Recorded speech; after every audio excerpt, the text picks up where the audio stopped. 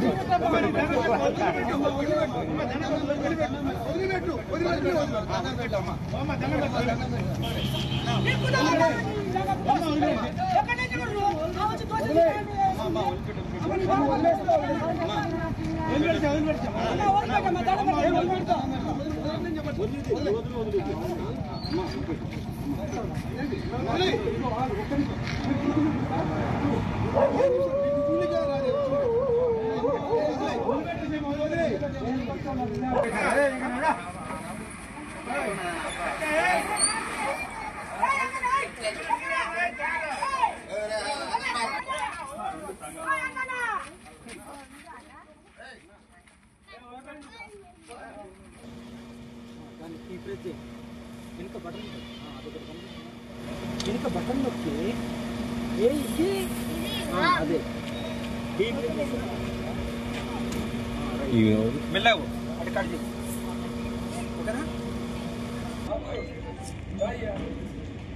కుంభమేళగా మీరు ఎందుకు ఇక్కడ చెప్తున్నా కదా, ధర్మం అధర్మం అయిపోయింది. నేను 3 రోజులు ప్రయాగ్లో ఉన్నాను, నన్ను కంట్రోల్ చేయలేరు. ఏంటి 3 రోజులు ప్రయాగ్లో ఉంటే నన్ను కంట్రోల్ ఎవ్వరు చేయలేరు. పెద్ద పెద్ద గురువులకే నేను స్టేట్మెంట్ ఇచ్చాను, మీకు వచ్చుంటాయి. పెద్ద పెద్ద గురువులే నన్ను కంట్రోల్ చేయలేదు. అలాంటిది నేను ఎందుకు వచ్చానంటే, నేను మళ్ళీ 20 తారీఖు వెళ్తున్నాను. వచ్చే నెల 20కి లాస్ట్, ఓన్లీ స్టార్టింగ్ ఎండింగ్ అదే నాది. 45 రోజులు 46 రోజులు ఉండాల్సిన అవసరం లేదు. 2 చలి స్థానాలు చేసేదాన్ని, ఆల్రెడీ ఒకటి చేసిన, లాస్ట్ ఇన్నింగ్లో ఒకటి చేస్తాను. అంతవరకే. అందరూ కలిసి పోరాడలేరు, అందరూ కలిసి రాలేదు. చాలా జీ న్యూస్లో దీంట్లో వచ్చింది కదా, చాలా దాంట్లో అక్కడికి వచ్చి విజువల్ తీసుకున్నారు కూడా.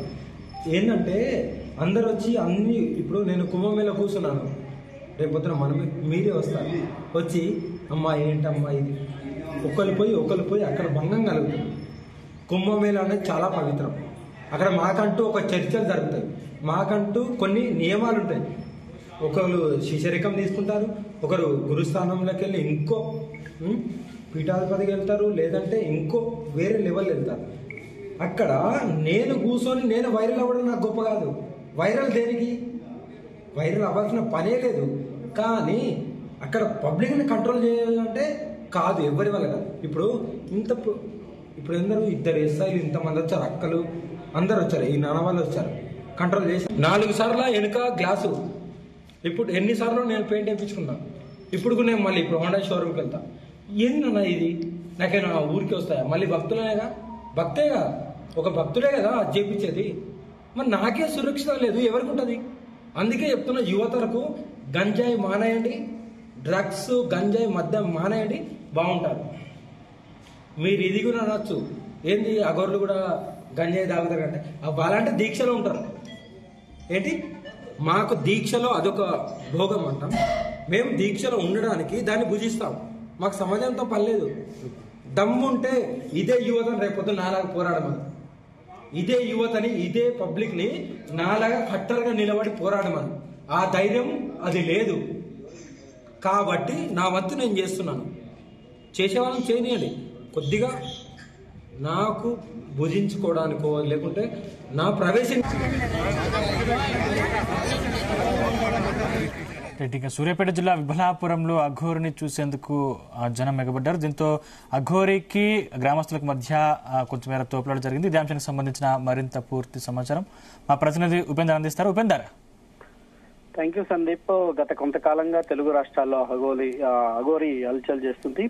దానిలో అఘోరి హల్చల్ చేస్తుంది. నిన్న రాత్రి సూర్యాపేట జిల్లాకి సమీపంలో ఉన్నటువంటి చివేముల మండలము ఉండ్రుగొండ గ్రామం సమీపంలో నేషనల్ హైవే 65 పక్కంటి 2 కిలోమీటర్ లోపలకు ఉన్నటువంటి ఉండ్రుగొండ గ్రామం. ఈ గ్రామం దగ్గర ఆర్చి వద్ద గ్రామానికి సంబంధించిన కొంతమంది ప్రజలు వివాహానికి వెళ్లి వస్తుండగా నైట్ టైంలో అక్కడ అఘోరి ప్రత్యక్షమైంది. అఘోరిని చూసినటువంటి గ్రామస్తులు ఆమెను ఫోటోలు తీయటం, వీడియోస్ తీయటం, ఆమెతో సెల్ఫీలు తీయడానికి ప్రయత్నించారు. ఈ క్రమంలో అక్కడ కొంచెం ఘర్షణ ఏర్పడింది. ఆమె అసహనానికి గురైనటువంటి అఘోరి మాత ఫోటోలు వీడియోలు ఎందుకు తీస్తున్నారని అంటూ తన కారులో ఉన్నటువంటి కర్రను తీసి వాళ్ళని గెదిమే ప్రయత్నం చేసింది. దీంతో గ్రామస్తులు తిరగబడ్డంతో ఆమె కారులో ఉన్నటువంటి తల్వార్ను తీసుకొని మళ్ళా వాళ్ళ వెంటబడడంతో గ్రామస్తులు వెళ్ళిపోయిన తర్వాత తిరిగి మళ్ళీ ఆమె తను 2 కిలోమీటర్ నేషనల్ హైవేకి 2 కిలోమీటర్ లోపలకు ఉన్నటువంటి ఉండ్రుగొండ గ్రామంలోకి అర్ధరాత్రి లోపలికి గ్రామంలోకి చొచ్చుకెళ్ళింది.